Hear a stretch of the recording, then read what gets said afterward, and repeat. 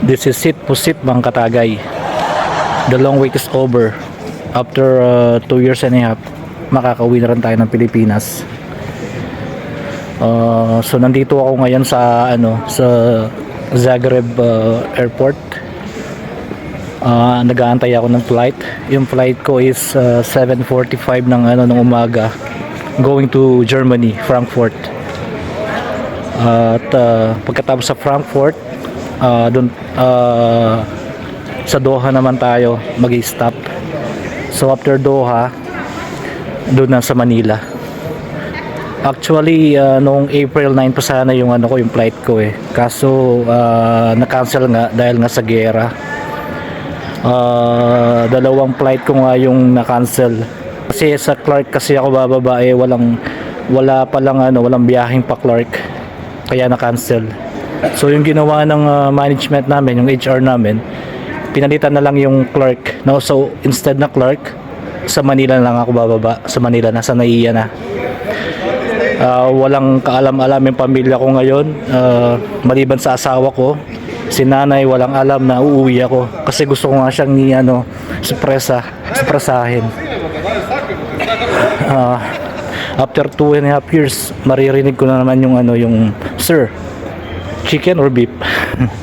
So mamaya na lang ulit mga katagay, mag-update ako. See you.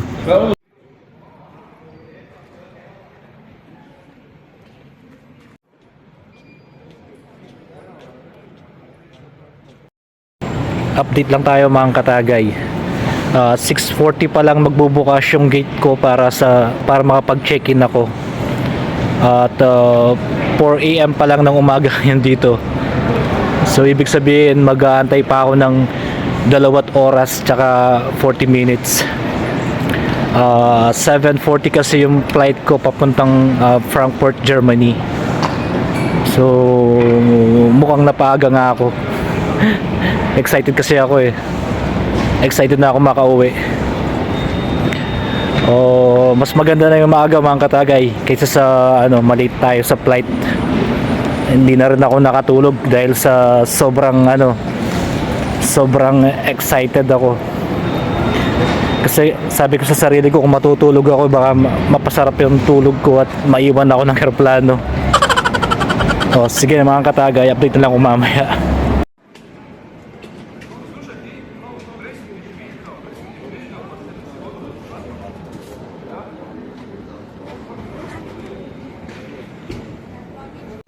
Ito, nakuha ko na yung mga gate pass.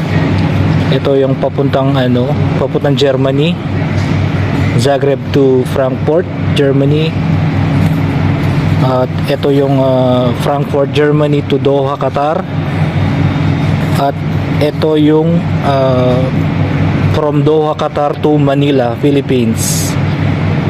And then after noon, pagdating sa Manila, bubiyahe pa tayo Pampanga or Tarlac. Kaya mga katagay, patayan talaga yung biyahe ko ngayon. Pero okay lang yun, masaya ako kasi nakauwi ako after 2 years. Yo mga katagay, yun nga, nakapag-check-in na ako at nakakuha na ako ng boarding pass.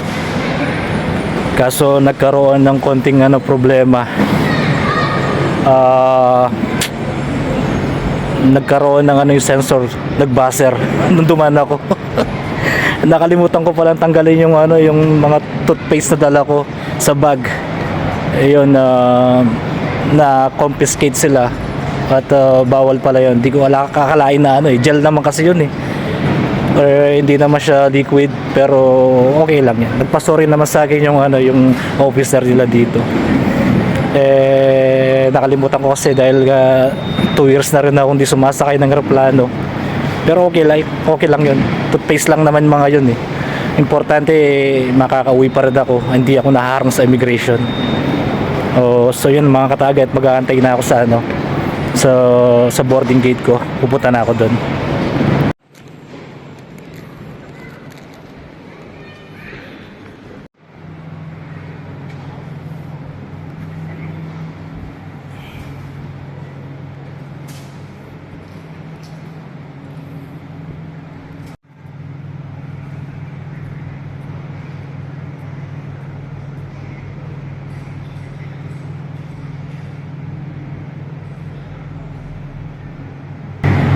Nandito na tayo ngayon sa boarding gate natin mga katagay.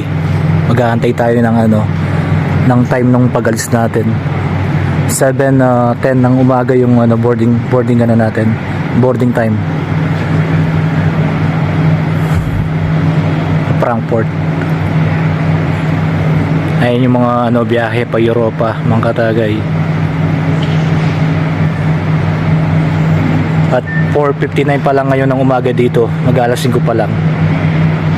Boarding gate 21 tayo. Yo mga katagay, dito na naman ako nagbabalik. Nandito na ako ngayon sa boarding gate ko. Dito na lang ako mag-aantay ng ng flight. 7:10 ng AM magbo-board yung namin, yung aeroplano. So dito na lang ako mag-aantay. Sa Germany na lang ako kakain kasi busog pa ako. Ang nararamdaman ko ngayon ay antok. Dahil nga di ako nakatulog dahil sa sobrang excitement. So from Zagreb to Frankfurt, Germany ang biyahe ko, and then Germany to Doha, and then Doha to Manila. So parang patayan yung travel ko. Yung biyahe magmula dito sa Zagreb, Croatia to Frankfurt, Germany is halos 1.5 oras lang.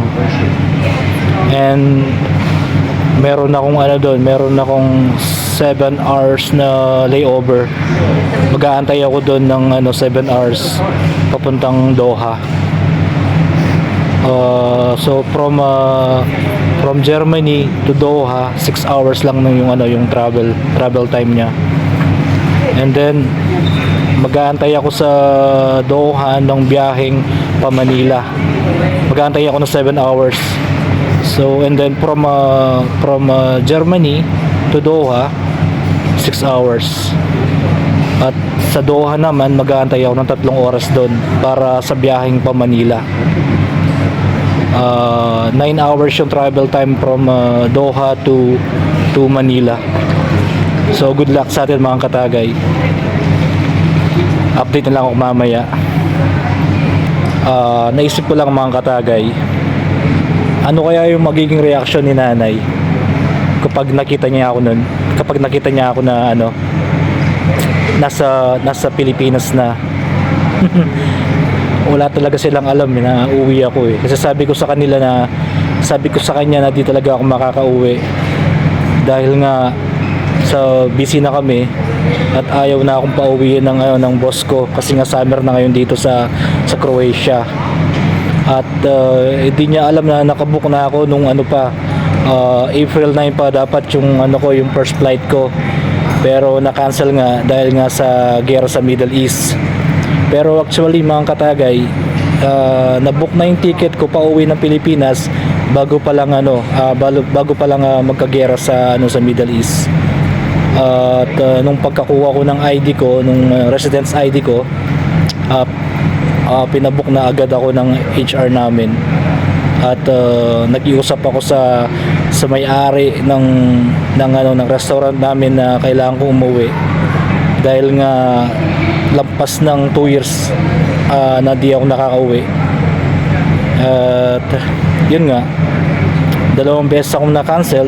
Buti naman ngayon at nagawa nilang paraan. Yun nga mga katagay, excited ako at masaya ako dahil makikita ko na yung pamilya ko. Yung lang napakalungkot dahil hindi na buo yung pamilya namin pagdating ko. Wala na si Lola at wala na rin ang tatay ko. Wala na si tatay, pero ganoon talaga. Tuloy-tuloy lang ang buhay mga katagay.